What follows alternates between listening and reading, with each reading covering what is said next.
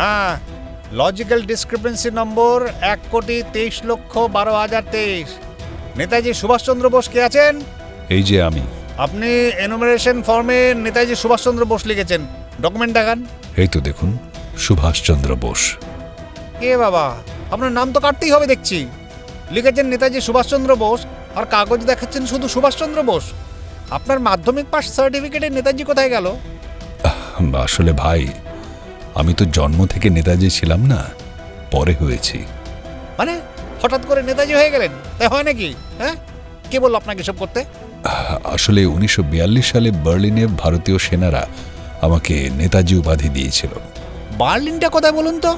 কোন বিধানসভা, কোন বুথ? বিধানসভা? বুথ? বার্লিন তো জার্মানিতে ভাই। জার্মানি? সে তো বিদেশ। ঘুষপেটিয়া নাকি? হ্যাঁ, তাহলে আপনার নাম তো থাকবে না ভোটার লিস্টে। ইয়ে, ঘুষপেটিয়া কি জিনিস? আমি তো এখানেই জন্মেছি। বার্থ সার্টিফিকেট দেখান দেখি।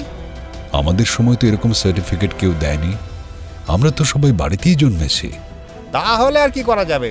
ছাড়ুন মশাই, আপনার নামেই কেটে দিলাম। এই ঘ্যাচাং ফু।